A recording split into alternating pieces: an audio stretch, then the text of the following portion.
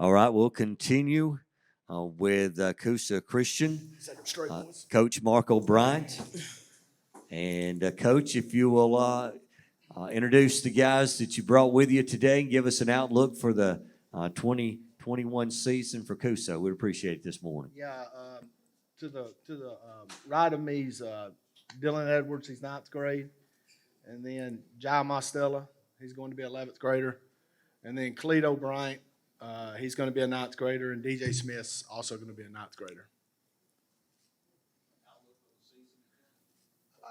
I never make any predictions or any of that such. We just want to play hard, and be competitive, fight to the end of the game, and just see where the chips fall.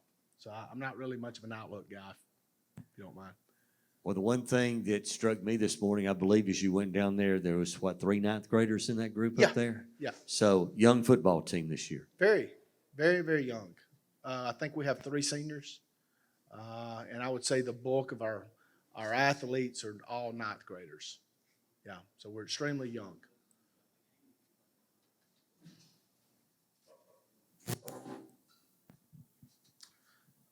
Coach, not just starting with the uniforms, but in general, it's a whole new look from the school level, from the indoor practice facility, new weights, mentality, training, tutoring.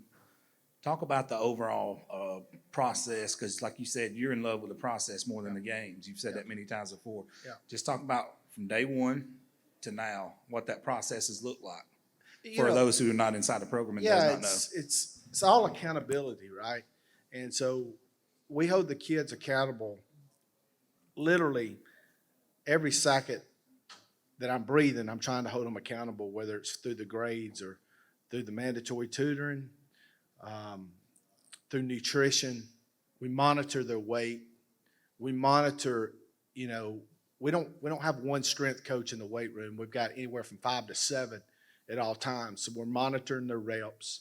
We just try to hold them extremely accountable for everything they do. And the results, are speaking volumes, because we was going over this earlier. He's gained about 35 pounds in the last 12 months. I've had him a month and a half. He's gained 10 pounds. He's gained 50 in 12 months. He's gained 53 in 12 months. And just if you're just measuring the weight room side of it, and really that's the whole network of what we're doing inside the program, whether it be grades, whether it be doing the right thing when no one's looking, whether it's, talking to a female, whatever, that's the accountability we're talking about. And so the results are speaking volumes. It's just we're so young. You again talk about young coach. Talk about, and I know these guys are going to be very important in the football team this year. That's why you brought them here today. Talk about some of the others, offensive line, backfield, because it sounds like you're going to have young players playing all over the field for Coosa this year. Yeah, Jeff. I guess our experience comes from the offensive line. We're going to average 250, 260 across the front. We got 3 seniors up front, and we're going to be pretty good up front right there. But as far as the skilled guys, I believe Jai will be the oldest guy skill-wise on the team, and of course he's 11th grader. I think we'll have 2 juniors, if I'm not mistaken, 2 juniors from the skill position. But if you're going to be young, if you're going to have any experience, you want it to be up front on a football team. And thankfully, as letting these guys age another year, that's where our experience lies, because defensive front, we're going to be pretty big as well. And we're almost at the point, where I think this time next year we can have that discussion. We won't have any kids going both ways. We've got enough depth built into the equation. We won't have any skilled guys going both ways this year, none. And so our next challenge is to be that way up front as well, and that's where I think we're trending right when that occurs. All right, Coach, right here. I know I've been blessed to know you for a long time. I know your mentality, how competitive you are. Yep. Talk a little bit about putting these kids in positions to compete, always competing in everything. And talk to us a little bit about the choice to go to Tennessee and play a huge game.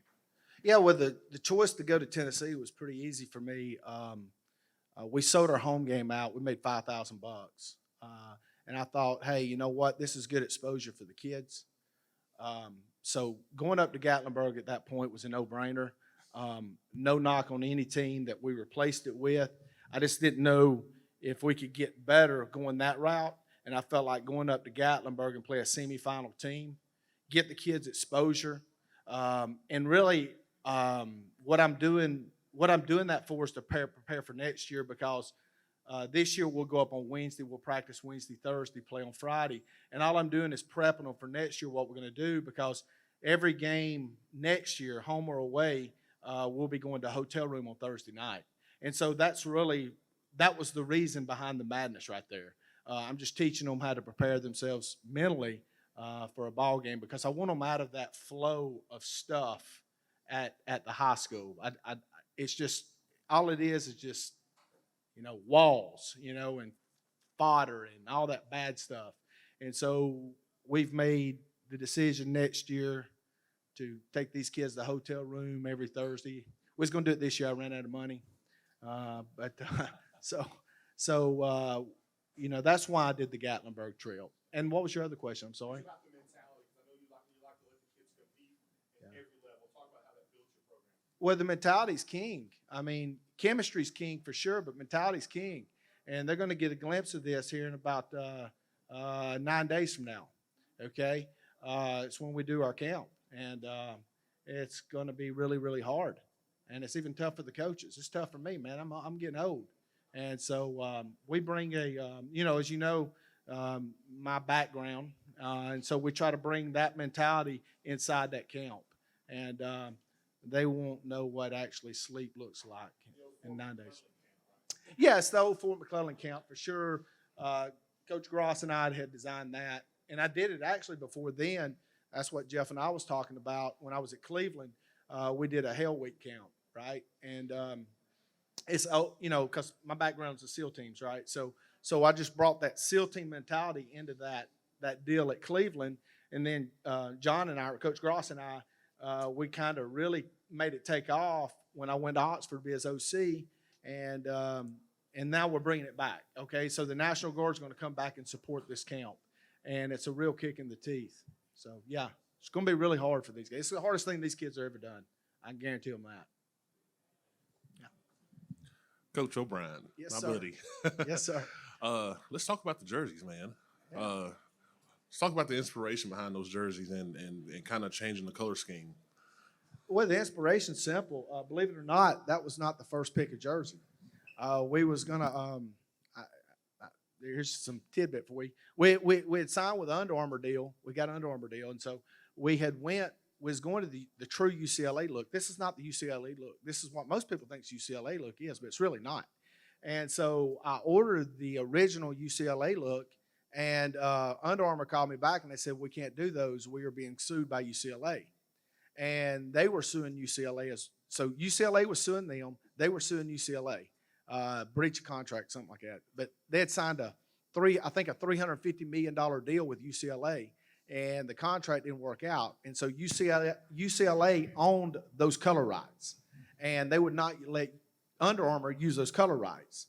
And the only colors that I had left was a blue-green and a Carolina blue. So I was like, we're going to look green or we're going to go Carolina blue. And so that's why we went Carolina blue. It's a great question. We enjoy that, Coach. I like it. Yeah. Looks pretty good on DJ Smith over there. Just for the players, real quick, and this is a question. What does it mean for Coach to select you guys to come here to media days? We'll start with DJ. It's great because he's been telling us we've been working in the weight room a lot, and that's really good to know.